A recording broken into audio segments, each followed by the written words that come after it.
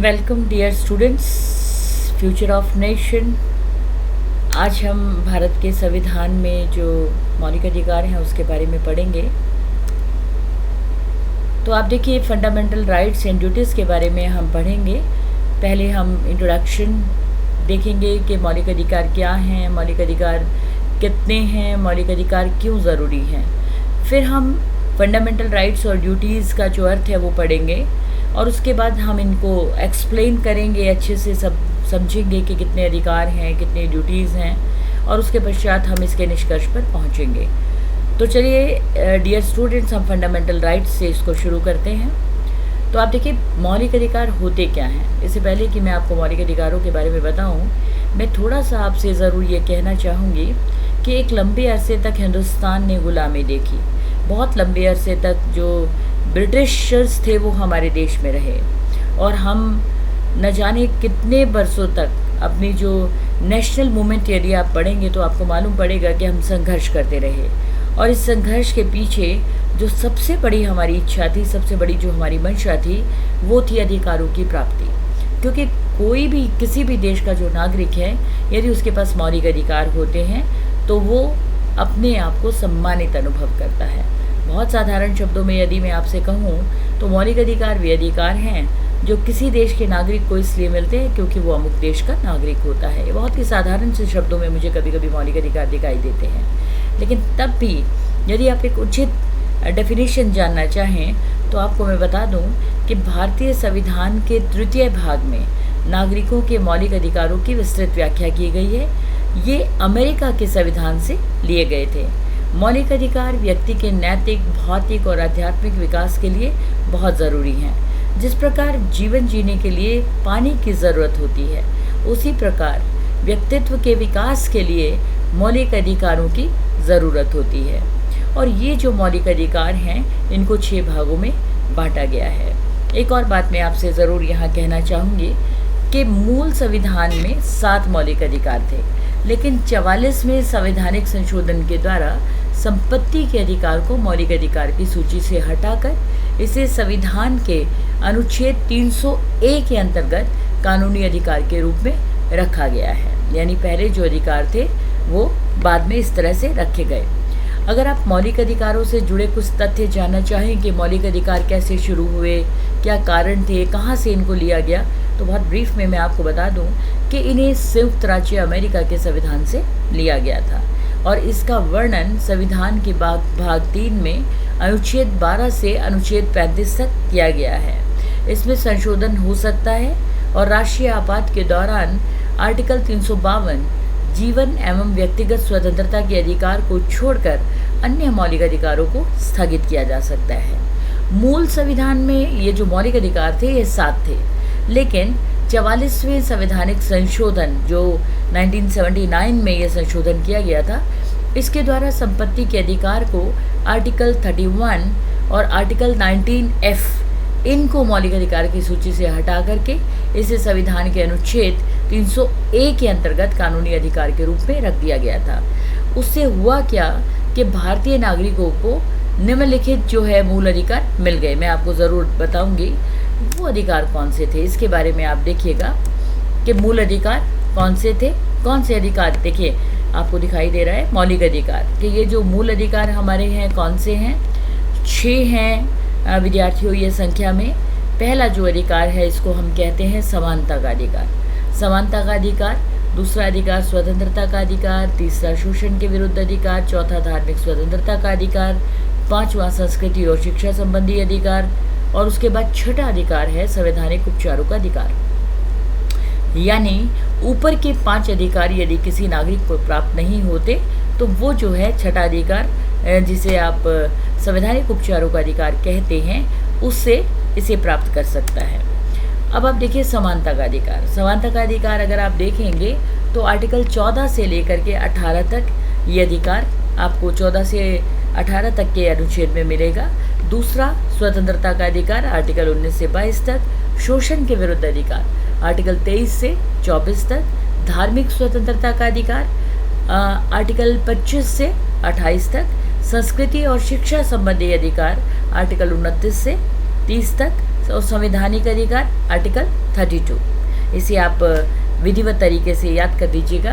अब देखिए समता या समानता के अधिकार की अगर हम बात करें, यानी आर्टिकल 14 की यदि हम बात करें, तो विधि के समक्ष समानता, यानी कि कानून के समक्ष राज्य सही व्यक्तियों के लिए एक समान कानून बनाएगा तथा उन पर एक समान तरीके से उसे लागू किया जाएगा, यानी कानून के समक्ष सभी समान होंगे। आर्टिकल 15 ये कहता है कि धर्म, नस्ल, जाति, लिंग या जन्म स्थान के आधार पर भेदभाव का निषेध है। राज्य के द्वारा धर्म, मूल वंश, जाति, लिंग और जन्म स्थान आदि के आधार पर किसी तरह का भेदभाव नहीं किया जाएगा। तीसरा, आर्टिकल 16 लोक नियोजन के विषय में अवसर की समता। इसे आप यूँ समझिए कि राज्य के अधीन किसी भी पद पर नियोजन या नियुक्ति से संबंधित विषयों में सभी नागरिकों के लिए अवसर की समानता होगी। केवल अनुसूचित जाति और अनुसूचित जनजाति और पिछड़ा वर्ग जो है इसके अपवाद रहेंगे, क्योंकि यहाँ पे कुछ परिवर्तन जो है किया जा सकता है। फिर देखिए आर्टिकल 17 अस्पृश्यता का अंत। अस्पृश्यता के उन्मूलन के लिए इससे दंडनीय अपराध घोषित किया गया है, यानी कि पहले आप जानते हैं कि हिंदुस्तान में काफ़ी हद तक जो है अस्पृश्यता का ये दंश हमने झेला है बहुत लंबे अरसे तक, लेकिन आर्टिकल 17 मौलिक अधिकार में जब शामिल किया गया तो इसमें ये कहा गया कि किसी भी तरह से कोई अनटचेबिलिटी जो है हिंदुस्तान में ना रहे, ताकि सभी लोग एक समान रह पाएँ। फिर आर्टिकल 18 के उपाधियों का अंत होगा। देखिए अंग्रेज़ों के ज़माने में बहुत सारी ऐसी उपाधियाँ थी जो भारतीयों को प्रदान की जाती थी, जैसे सर की उपाधि। अब भारत में इस तरह की कोई उपाधि जो है स्वीकार नहीं की जा सकती, और इसके अतिरिक्त सेना या विधा संबंधी सम्मान के लिए के सिवाय अन्य कोई भी उपाधि राज्य द्वारा प्रदान नहीं की जाएगी। भारत का कोई नागरिक किसी अन्य देश से बिना राष्ट्रपति की आज्ञा के किसी तरह की कोई उपाधि स्वीकार नहीं कर सकता। अब देखिए स्वतंत्रता का अधिकार, जो हमारा दूसरा अधिकार है, अनुच्छेद 19 से लेकर के 22 तक। ये जो अधिकार है इसमें कौन कौन से आर्टिकल शामिल हैं? आर्टिकल 19 मूल संविधान में 7 तरह की स्वतंत्रता का उल्लेख था, अब ये सिर्फ 6 रह गई हैं। अब देखिए 6 कौन कौन सी स्वतंत्रताएं हैं। 19A आप देखिए बोलने की स्वतंत्रता। 19B शांतिपूर्वक बिना हथियारों के एकत्रित होने और सभा करने की स्वतंत्रता। 19C संघ बनाने की स्वतंत्रता। 19D देश के किसी भी क्षेत्र में आवागमन की स्वतंत्रता। और उसके बाद 19E देश के किसी भी क्षेत्र में निवास करने और बसने की स्वतंत्रता। इसके बाद 19F संपत्ति का अधिकार, और 19G कोई भी व्यापार और जीविका चलाने की स्वतंत्रता। जो प्रेस की स्वतंत्रता है ना विद्यार्थियों, उसका वर्णन आर्टिकल 19A में ही है, यानी प्रेस की स्वतंत्रता। अगर आप देखें कि प्रेस को स्वतंत्रता का अधिकार कहाँ मिला है, तो आर्टिकल 19A के माध्यम से। फिर आर्टिकल 20, आर्टिकल 20 अपराधों के लिए दोष सिद्धि के संबंध में संरक्षण। इसके तहत 3 प्रकार की स्वतंत्रताएं जो है दी गई हैं नागरिकों को। पहला, किसी भी राज्य को एक अपराध के लिए सिर्फ एक बार सज़ा मिलेगी। दूसरा, अपराध करने के समय जो कानून है उसी के तहत सज़ा मिलेगी, न कि पहले और बाद में बनने वाले कानून के माध्यम से। यानी जो जब अपराध किया गया है उसी के हिसाब से सज़ा दी जाएगी, न पहले के हिसाब से न बाद के हिसाब से। कई बार कानून बदलते रहते हैं। फिर उसके बाद किसी भी व्यक्ति को स्वयं के विरुद्ध न्यायालय में गवाही देने के लिए बाध्य नहीं किया जा सकता, इट इज़ क्वाइट इम्पॉसिबल। फिर उसके बाद है आर्टिकल 21 प्राण और दैहिक स्वतंत्रता का संरक्षण, यानी किसी भी व्यक्ति को विधि द्वारा स्थापित प्रक्रिया के अतिरिक्त उसके जीवन और व्यक्तिगत स्वतंत्रता के अधिकार से वंचित नहीं किया जा सकता। आर्टिकल 21A राज्य 6 से 14 वर्ष की आयु के समस्त बच्चों को ऐसे ढंग से जैसा कि राज्य विधि द्वारा अवधारित करे निःशुल्क और अनिवार्य शिक्षा उपलब्ध करवाएगा।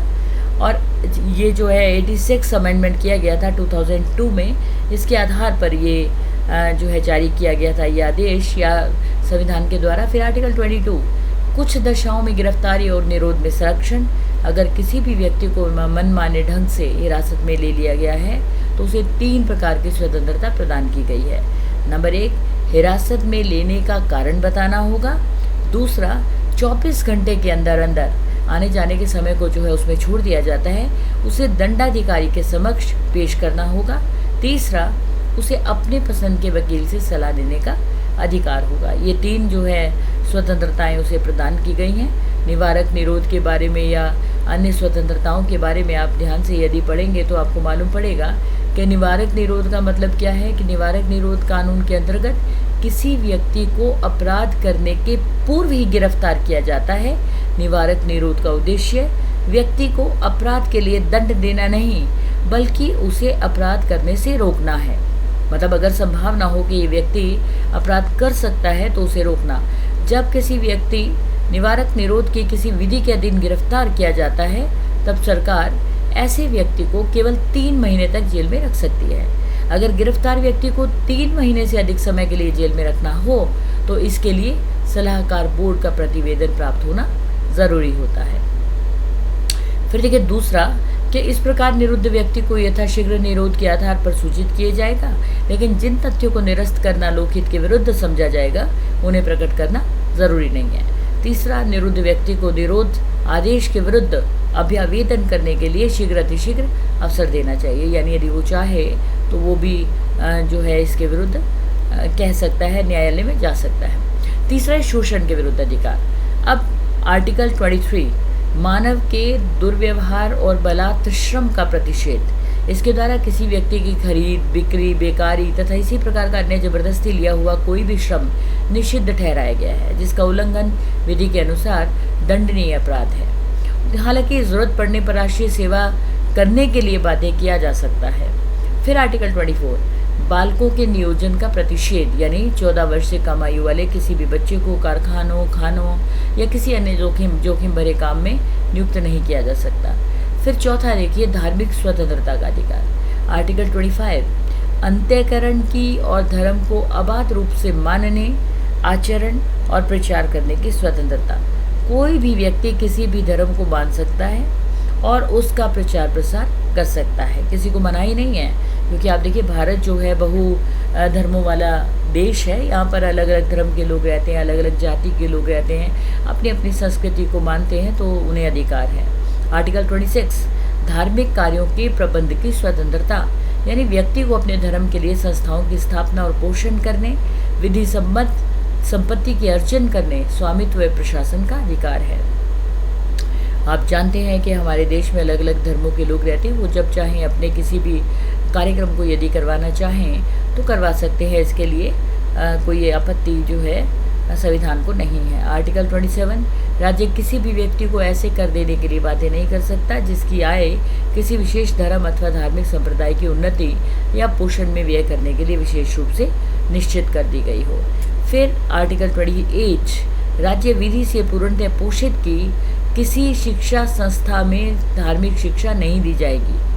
ऐसे शिक्षण संस्थान में अपने विद्यार्थियों को किसी धार्मिक अनुष्ठान में भाग लेने या किसी धर्मोपदेश को बलात् सुनने हेतु बाध्य नहीं कर सकते, यानी ज़बरदस्ती नहीं है। फिर उसके बाद देखिए 5वां संस्कृति एवं शिक्षा संबंधी अधिकार। आर्टिकल 29 में प्रिय विद्यार्थियों इसको शामिल किया गया है कि अल्पसंख्यक हितों का संरक्षण कोई अल्पसंख्यक वर्ग अपनी भाषा, लिपि और संस्कृति को सुरक्षित रख सकता है और केवल भाषा, जाति, धर्म और संस्कृति के आधार पर उसे किसी भी सरकारी शैक्षिक संस्था में प्रवेश से नहीं रोका जाएगा। दूसरा, अनुच्छेद 30 शिक्षा संस्थाओं की स्थापना और प्रशासन करने का अल्पसंख्यक वर्गों का अधिकार। कोई भी अल्पसंख्यक वर्ग अपनी पसंद की शैक्षणिक संस्था चला सकता है और सरकार उसे अनुदान देने में किसी भी तरह का भेदभाव नहीं करेगी। ये 5 अधिकार अगर किसी तरह से प्राप्त नहीं होते तो छठा अधिकार भी जो है मौलिक अधिकारों में समावेशित किया गया है। ये छठा अधिकार क्या है? संवैधानिक उपचारों का अधिकार। संवैधानिक उपचारों का अधिकार को डॉक्टर भीमराव अंबेडकर ने संविधान की आत्मा कहा है, क्योंकि अगर ये अधिकार आपके पास नहीं है और ऊपर के 5 अधिकार आपको नहीं मिलते तो ऐसी स्थिति में आप कैसे कोर्ट में जाएंगे, कैसे अधिकार मांगेंगे? तो इसलिए संवैधानिक उपचारों का अधिकार शामिल किया गया था। डॉक्टर BR अम्बेडकर इसे बहुत इम्पॉर्टेंट बताते हैं, संविधान की आत्मा बताते हैं। आप जानते हैं कि आत्मा के बिना शरीर नहीं रहता, तो इसका अर्थ ये है कि अगर ये अधिकार नहीं दिया जाता तो उपरोक्त 5 अधिकार जो आपको मिले हैं वो बेकार हो जाते। तो संवैधानिक उपचारों का जो अधिकार है उसमें आप पढ़ेंगे कि क्या है कि आर्टिकल 32 इसके तहत मौलिक अधिकारों को प्रवर्तित कराने के लिए समुचित कार्यवाहियों द्वारा उच्चतम न्यायालय में आवेदन करने का अधिकार प्रदान किया गया है। इस संदर्भ में सर्वोच्च न्यायालय को 5 तरह के रिट निकालने की शक्ति प्रदान की गई है। यानी ऊपर जो अधिकार यदि आपको नहीं मिलते तो 5 तरीके हैं जिसके माध्यम से जो है आप ये अधिकार ले सकते हैं। सबसे पहले हम पढ़ेंगे इसमें बंदी प्रत्यक्षीकरण। बंदी प्रत्यक्षीकरण का अर्थ है कि यह उस व्यक्ति की प्रार्थना पर जारी किया जाता है जो ये समझता है कि उसे अवैध रूप से बंदी बनाया गया है। इसके द्वारा न्यायालय बंदीकरण करने वाले अधिकारी को आदेश देता है कि वह बंदी बनाए गए व्यक्ति को निश्चित स्थान और निश्चित समय के अंदर उपस्थित करे, जिससे न्यायालय बंदी बनाए जाने के कारणों पर विचार कर सके। यानी कि बंदी बनाए जाने वाला जो व्यक्ति है उसे यदि शक है कि उसे बंदी बनाया जाना गलत है, तो ऐसी स्थिति में हर हाल में बंदी बनाए जाने वाले जो व्यक्ति है उसको ये अधिकार है कि वो प्रार्थना कर सके और पूछ सके कि उसे बंदी क्यों बनाया गया। दूसरा देखिए परमादेश। परमादेश का लेख उस समय जारी किया जाता है जब कोई पदाधिकारी अपने सार्वजनिक कर्तव्य का निर्वाह नहीं करता। इस प्रकार के आज्ञा पत्र के आधार पर पदाधिकारी को उसके कर्तव्य का पालन करने का आदेश जारी किया जाता है। तीसरा प्रतिषेध लेख। यह आज्ञा पत्र सर्वोच्च न्यायालय तथा उच्च न्यायालय द्वारा निम्न न्यायालयों द्वारा अर्ध न्यायिक न्यायाधिकरणों को जारी करते हुए आदेश दिया जाता है कि इस मामले में अपने यहाँ कार्यवाही ना करें, क्योंकि ये मामला उनके अधिकार क्षेत्र के बाहर है। यानी कि अपर जो कोर्ट है वो लोअर कोर्ट को किसी विषय पर कोई भी कार्यवाही करने से रोक सकता है और ये पूछ सकता है कि ये आपके अधिकार क्षेत्र में कैसे आता है, इस पर आप कार्यवाही ना करें। फिर चौथा है उत्प्रेषण। इसके द्वारा अधीनस्थ न्यायालयों को ये निर्देश दिया जाता है कि वो अपने पास लंबित मुकदमों के न्याय निर्णय के लिए उससे वरिष्ठ न्यायालयों को भेज दे। यानी कि मान लीजिए कोई मुद्दा उच्च न्यायालय में है और सर्वोच्च न्यायालय चाहता है कि वो मुद्दा उसके अधिकार क्षेत्र में आता है, संविधान में ये लिखा है, तो वो इसके लिए जो है कह सकता है। फिर उसके बाद अधिकार पृच्छा लेख। जब कोई व्यक्ति ऐसे पदाधिकारी के रूप में कार्य करने लगता है जिसके रूप में कार्य करने का उससे संवैधानिक रूप से अधिकार प्राप्त नहीं है, तो न्यायालय अधिकार पृच्छा के आदेश के द्वारा उस व्यक्ति से पूछता है कि वह किस अधिकार से कार्य कर रहा है, और जब तक वह इसका संतोषजनक उत्तर नहीं देता तब तक वह वो कार्य नहीं कर सकता। ये बहुत इम्पॉर्टेंट आपका अधिकार है, इसे आपको समझना होगा। ऊपर के जो मौलिक अधिकार हैं वो तभी आपके क्रियान्वयन उनका संभव है यदि ये संवैधानिक उपचारों का अधिकार मौलिक अधिकारों में शामिल किया गया है। अब देखिए मौलिक अधिकारों के बारे में मैंने अभी आपको बताया, तो देखिए मौलिक अधिकारों का जो निलंबन है वो संभव है किन दशाओं में? निम्न दशाओं में। यानी जो दशाएं मैं आपको बताऊंगी केवल उन दशाओं के अंदर जो है मौलिक अधिकारों का निलंबन किया जा सकता है। तो पहली दशा है कि संविधान में संशोधन करने का अधिकार भारतीय संसद को है। वह संविधान में संशोधन करके मौलिक अधिकारों को स्थगित या सीमित कर सकती है। भारतीय संविधान में इस उद्देश्य से बहुत से संशोधन किए जा चुके हैं। इसके लिए संसद को राज्य के विधानमंडलों की स्वीकृति की आवश्यकता नहीं होती। संकटकालीन अवस्था की घोषणा होने पर अधिकार बहुत ही सीमित हो जाते हैं। संविधान के अनुसार स्वतंत्रता के अधिकार और व्यक्तिगत अधिकार कई परिस्थितियों में सीमित किए जा सकते हैं, जैसे सार्वजनिक सुव्यवस्था, राज्य की सुरक्षा, नैतिकता, साधारण जनता के हित में या अनुसूचित जातियों की रक्षा इत्यादि के हित में राज्य इन स्वतंत्रताओं पर युक्ति संगत प्रतिबंध लगा सकता है। जिस क्षेत्र में सैनिक कानून लागू हो उस क्षेत्र में उस समय अधिकारियों द्वारा मौलिक अधिकारों का अतिक्रमण या स्थगन हो सकता है। संविधान में ये भी कहा गया है कि सशस्त्र सेनाओं या अन्य सेना के सदस्यों के मामले में संसद मौलिक अधिकारों को सीमित या प्रतिबंधित कर सकती है। तो ये मौलिक अधिकारों का निलंबन ऐसी स्थिति में हो सकता है। बहुत ब्रीफ में मैं आपको बताऊंगी कि मौलिक अधिकार में संशोधन भी किए गए हैं। गोलकनाथ बनाम पंजाब राज्य 1976 के निर्णय में जो है मूल अधिकार, मतलब आप ये देखिए उस समय ये निर्धारित किया गया था कि संविधान के किसी भी भाग में संशोधन किया जा सकता है जिसमें अनुच्छेद 368 और मूल अधिकार को शामिल किया गया था। सर्वोच्च न्यायालय ने गोलकनाथ बनाम पंजाब राज्यवाद के निर्णय में अनुच्छेद 368 में निर्धारित प्रक्रिया के माध्यम से मूल अधिकारों में संशोधन पर रोक लगा दी, यानी कि संसद मूल अधिकारों में संशोधन नहीं कर सकती थी।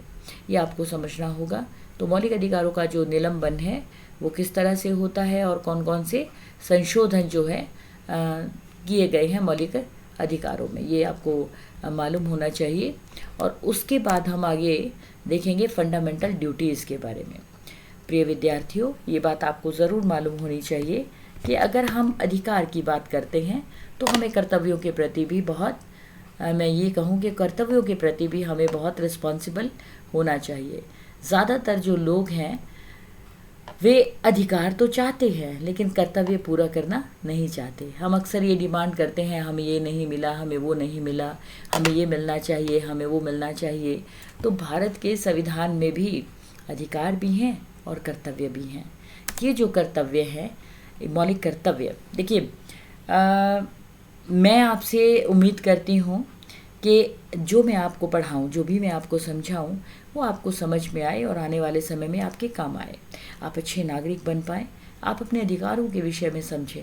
लेकिन साथ साथ एक प्रोफेसर, एक टीचर, एक अध्यापक ये उम्मीद भी करता है कि हमारे विद्यार्थी हमारी बात को समझें, सीखें और आने वाले समय में अच्छे नागरिक बने। तो ऐसे ही भारत के संविधान में भी मौलिक कर्तव्य शामिल किए गए हैं। हालांकि वर्ष 1976 में अपनाए गए, मतलब मौलिक कर्तव्य जो हैं शामिल नहीं किए गए थे जब बना था भारत का संविधान, पर वर्ष 1976 में अपनाए गए 42वें संविधान संशोधन के द्वारा नागरिकों के मौलिक कर्तव्यों को सूचीबद्ध तरीके से स्थापित किया गया। संविधान के भाग 4 में सन्निहित अनुच्छेद 51 क मौलिक कर्तव्यों के बारे में बात करता है। ये अन्य चीज़ों के साथ साथ नागरिकों को संविधान का पालन करने, आदर्श विचारों को बढ़ावा देने और अनुसरण करने का भी आदेश देता है, जिससे भारत के स्वतंत्रता संग्राम को प्रेरणा मिलती है। देश की रक्षा करने और जब बुलावा हो तो देश की सेवा करने, सौहार्दता, समान बंधुत्व की भावना विकसित करने एवं धार्मिकता का संवर्धन करने, भाषाविद और क्षेत्रीय एवं वर्ग विविधताओं का विकास करने का आदेश देता है। इसे आप यूँ समझिए, मैं आपसे ये ज़रूर साझा करना चाहूँगी कि भारत के जो मूल कर्तव्य हैं वो कैसे शामिल किए गए। सरदार स्वर्ण सिंह समिति की अनुशंसा पर संविधान में ये 42वें संशोधन के द्वारा मौलिक कर्तव्यों को संविधान में जोड़ा गया था और इसे रूस के संविधान से लिया गया था। ये आप यदि देखें इस पीपीटी में मैंने ये दिखाने की कोशिश की है कि मौलिक कर्तव्य कितने हैं। देखिए 11 कर्तव्य हैं, पहले 10 कर्तव्य थे, फिर 11वां कर्तव्य जो है माता पिता या संरक्षक द्वारा 6 से 14 साल के बच्चों को प्राथमिक शिक्षा देना, इसको बाद में शामिल किया गया था। तो मैं आपको ब्रीफ में आपको बताऊंगी। हालांकि मौलिक कर्तव्यों के लिए मौलिक कर्तव्य मुझे इतने इम्पॉर्टेंट दिखाई देते हैं और मुझे हमेशा लगता है कि इसे बहुत ध्यान से पढ़ा जाना चाहिए। ये भारत के संविधान में भाग 4 क और आर्टिकल 51 क में शामिल हैं। और ये जो मौलिक कर्तव्य हैं ये देखिए कौन कौन से हैं। विद्यार्थी से ध्यान से आप लोग समझिएगा कि मौलिक कर्तव्यों की संख्या 11 है। कौन कौन से कर्तव्य हैं? पहला, प्रत्येक नागरिक का ये कर्तव्य होगा कि वह संविधान का पालन करे और उसके आदर्शों, संस्थाओं, राष्ट्रध्वज और राष्ट्रगान का आदर करे। स्वतंत्रता के लिए हमारे राष्ट्रीय आंदोलन को प्रेरित करने वाले उच्च आदर्शों को हृदय में संजोए रखे और उनका पालन करें। आप सभी जानते हैं कि आज़ादी बहुत आसानी से हमको उपलब्ध नहीं हुई थी, इसके लिए बहुत मेहनत करनी पड़ी थी। तो कम से कम जो हमारे राष्ट्रीय आंदोलन के जो आदर्श हैं उन्हें स्थापित करें अपने दिल में, उनका मान करें, सम्मान करें। तीसरा, भारत की प्रभुता, एकता और अखंडता की रक्षा करे और उसे अक्षुण्ण बनाए रखे, यानी खंडित ना होने दे। क्योंकि देखिए भारत के अंदर जो है यूनिटी इन डाइवर्सिटी, ये बहुत खूबसूरत सा भाव है जो हिंदुस्तान को बाकी सभी मुल्कों से अलग रखता है। तो ये भाव बना करके रखे। फिर चौथा, देश की रक्षा करे। देश की रक्षा करे मतलब ज़रूरत पड़ने पर देश की रक्षा करे, ये नागरिक का कर्तव्य है। देश है तो हम हैं, आपको ये समझना होगा। फिर 5वां है भारत के सभी लोगों में समरसता और समान भ्रातृत्व की भावना का निर्माण करें। यानी जैसे हम भाई भाई के साथ प्रेम से रहते हैं, उसी तरह से सभी लोगों के बीच में, भारतीयों के बीच में भ्रातृत्व का जो ये भाव है, इसको जो है संजो करके रखे। फिर 6, हमारी सामाजिक संस्कृति की गौरवशाली परंपरा का महत्व समझे और उसका निर्माण करें।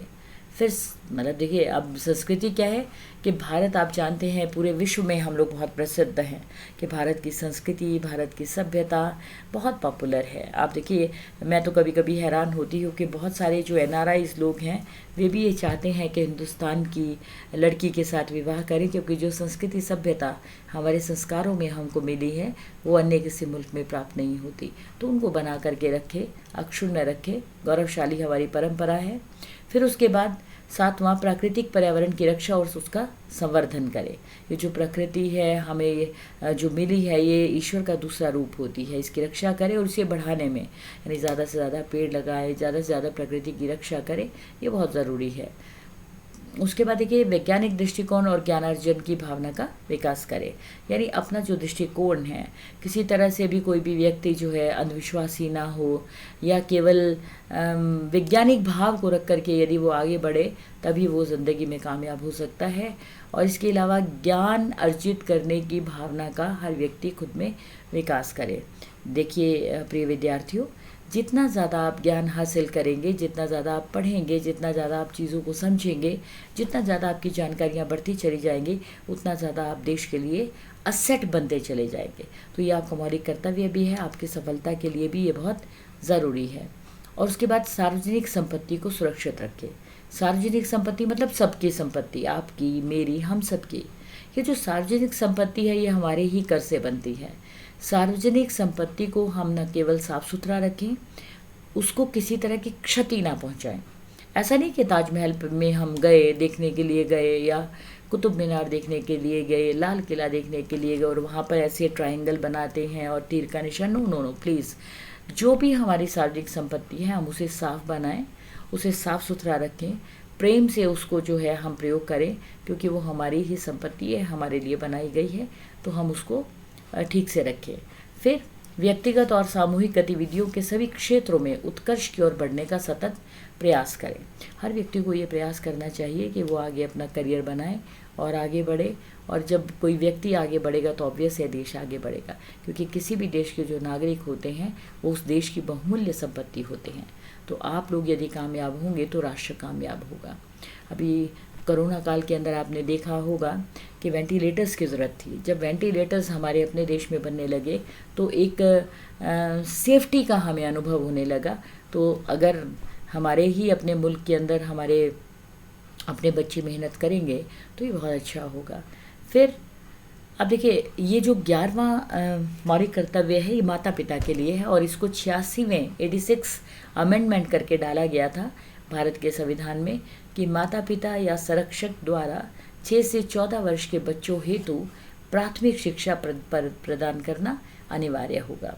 यानी कि ये ज़रूरी होगा माता पिता के लिए कि वो प्राथमिक शिक्षा जो है ज़रूर अपने बच्चों को प्रदान करें, क्योंकि केवल जन्म देना हमारा कर्तव्य नहीं है, जन्म देना केवल माता पिता का कर्तव्य नहीं है, ये भी माता पिता का कर्तव्य है कि वो जो है बच्चों को उचित तौर पर उचित तरह से शिक्षा प्रदान करें। ये भी बहुत ज़रूरी विषय है।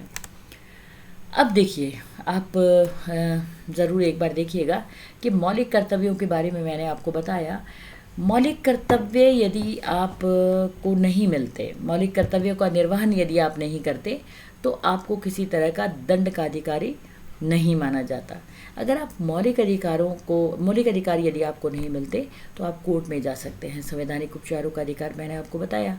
मौलिक कर्तव्यों का पालन यदि आप नहीं करते तो कोई कोर्ट नहीं है, एक ही कोर्ट है, आपकी खुद की आत्मा, आपकी खुद की जो इंटरनल जो आपकी कॉन्शियस है, वो आपको ज़रूर इस बात के लिए प्रताड़ित करेगी। आपको बार बार ये अनुभव होगा कि नहीं भाई, मैं इस देश का नागरिक हूँ, मुझे इस देश के लिए कुछ करना है। माता पिता जिन्होंने बच्चों को जन्म दिया है, उनके मन में हमेशा रहेगा कि हमें अपने बच्चों को और आगे जो है पढ़ाना है ताकि वो और सक्सेसफुल हो सकें। तो मौलिक कर्तव्य भी बहुत इम्पॉर्टेंट है। मैं तो अक्सर अपने विद्यार्थियों से कहती हूँ और एक बार फिर आप सभी से कहती हूँ कि मौलिक अधिकार तभी अच्छे लगते हैं जब हम मौलिक कर्तव्यों का निर्वहन करते हैं, और मौलिक अधिकार तभी आपको लेने का हक है अगर आप मौलिक कर्तव्यों का निर्वहन करना जानते हैं। तो मौलिक कर्तव्यों को भी आप जो है बहुत सीरियसली गंभीरतापूर्वक समझें और मौलिक कर्तव्यों के आधार पर आप श्रेष्ठ नागरिक बनने का प्रयास करें। आप अपने देश की रक्षा करें।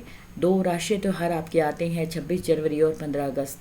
आप इन त्योहारों पर समझें कि आपको ये जो संवैधानिक आपके आदर्श हैं आप उन्हें समझें। राष्ट्रीय आंदोलन में किन किन लोगों ने किस तरह से, देखिए आपको मालूम है सभी को, 2 दल थे, गरम दल और एक नरम दल था। दोनों ने लड़ाई लड़ी और ब्रिटिशर्स के खिलाफ न जाने कितने ही लोग जो थे हमारे शहीद हुए। तो उन सब लोगों के त्याग को आप समझें और 26 जनवरी और 15 अगस्त को एक पर्व की तरह मनाएं। 15 अगस्त 1947 को हिंदुस्तान आज़ाद हुआ था और 26 जनवरी 1950 को भारत में जो है हमने अपने संविधान को जो है लागू किया था। तो दोनों दिन बहुत इम्पॉर्टेंट हो जाते हैं। आप ज़रूर इन सब बातों को मद्देनज़र रख करके आप पढ़ें। मौलिक अधिकार और मौलिक कर्तव्य भारत के संविधान में शामिल हैं। भारत का संविधान आपको बहुत ही आसानी के साथ लाइब्रेरीज में मिल जाएगा। आप चाहें तो ज़्यादा से ज़्यादा आप इसे पढ़ें।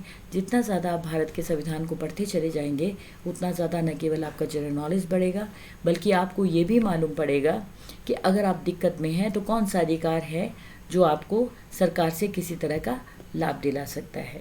आपको ये पता चलेगा कि अगर जाति के आधार पर, धर्म के आधार पर, लिंग के आधार पर आपके साथ कोई भेदभाव किया जाता है तो आपको किस तरह से उसका विरोध करना है। किसी को भी किसी तरह से जो है भेदभाव करने की इजाज़त भारत के मौलिक अधिकारों में नहीं दी गई है। तो आप मौलिक अधिकार पढ़ेंगे तो बहुत सारी चीज़ों को समझ जाएंगे। हालांकि मौलिक अधिकारों में ये कहा गया है कि किसी तरह की असमानता नहीं कर सकते, पर कभी कभी कुछ जगह पर कुछ प्रिविलेजेस दिए जाते हैं और ये ज़रूरी होते हैं। जैसे कि अनुसूचित जातियों जनजातियों को कुछ जो है प्रिविलेजेस दिए गए हैं। ये बिल्कुल ऐसा है जैसे कि आप किसी बस में ट्रैवल कर रहे हैं और वहाँ पर लिखा है कि 1-2 सीट आप छोड़ दीजिएगा, ये किसी विशेष जो है विकलांग व्यक्ति के लिए आरक्षित है या महिलाओं के लिए आरक्षित है। इस तरह से लिख दिया जाता है क्योंकि वो जो लोग हैं मुख्य धारा में शामिल इतनी आसानी से नहीं हो पा रहे हैं। तो इसे आप यूँ समझिएगा। और इसके बाद मौलिक अधिकार और मौलिक कर्तव्यों को आप समझ गए होंगे। तो निष्कर्ष रूप में मैं यही कहूँगी आपसे कि नागरिक के जीवन में मौलिक अधिकार बहुत महत्वपूर्ण भूमिका निभाते हैं। ये अधिकार जटिलता और कठिनाई के समय में बचाव कर सकते हैं और हमें एक अच्छे इंसान के रूप में विकसित होने में मदद कर सकते हैं। भारत के गणतंत्र में लोकतंत्र की संस्था की और एक दृढ़ कदम के रूप में संविधान के भीतर निहित समानता के अधिकार को निस्संदेह माना जाएगा। भारतीय नागरिकों को इन मौलिक अधिकारों के माध्यम से आश्वासन दिया जा रहा है कि वे जब तक भारतीय लोकतंत्र में हैं सद्भाव में अपना जीवन व्यतीत करें। और जो मौलिक कर्तव्य भारत के संविधान में शामिल किए गए हैं वे मौलिक कर्तव्य हमें इस बात का एहसास दिलाते हैं कि जिस मुल्क में हम रहते हैं, जिस देश में हम रहते हैं, हम उसे प्रेम करें, स्वयं भी आगे बढ़ें, चाहे कितनी ही दिक्कतें हमारे रास्ते में आए, लेकिन हम अपने राष्ट्र को आगे ले जाने में सहायता करें। हम देश के मोनामेंट्स को बहुत प्रेम से रखें, सहेज करके रखें, प्रकृति को नष्ट हम ना करें, हम अपने आप को वैज्ञानिक सोच के साथ आगे बढ़ाएं। और क्योंकि आप सभी भारत का भविष्य हैं, मैं उम्मीद करूंगी कि आप इन बातों को समझेंगे, जानेंगे और इस पर पूरी तरह से आप जो है विचार करेंगे और आगे भी इसी तरह से आप अपनी पढ़ाई को जारी रखेंगे। तो 1-2 पंक्तियों के साथ मैं आज का ये अपना लेक्चर समाप्त करूंगी। हालांकि बहुत मुश्किल होता है बैठ करके पढ़ना। मेरे पिता एक बात कहा करते थे कि मनुष्य जन्म लेना आसान है लेकिन पढ़ाई करना बहुत मुश्किल काम है। पर आप पढ़िए और आपको खुशी होगी कि पुस्तकों में ही जीवन है। और 2 लाइन में आपसे ज़रूर कहूँगी कि खुदी को कर बुलंद इतना कि हर तकरीर से पहले। ये मौलिक कर्तव्यों के बारे में मैं आपसे कह रही हूँ, 2 पंक्तियों में कह रही हूँ लेकिन मौलिक कर्तव्य हैं। क्योंकि मौलिक कर्तव्य आपसे ये कहते हैं कि बेसिकली हर व्यक्ति को अपना डेवलपमेंट करना चाहिए। तो इसके संदर्भ में प्रिय विद्यार्थियों, आप सभी के लिए खुद ही को कर बुलंद इतना कि हर तकरीर से पहले खुदा बंदे से खुद पूछे बता तेरी रज़ा क्या है। खुदा बंदे से खुद पूछे बता तेरी रज़ा क्या है। आप जो बनना चाहते हैं, आप जो करना चाहते हैं, मुल्क के काम आए, देश के काम आए, देश को आप पर गर्व हो और आप देश के लिए एक असेट बन करके उभरें, ऐसी मेरी कामना है। बहुत बहुत शुक्रिया, धन्यवाद।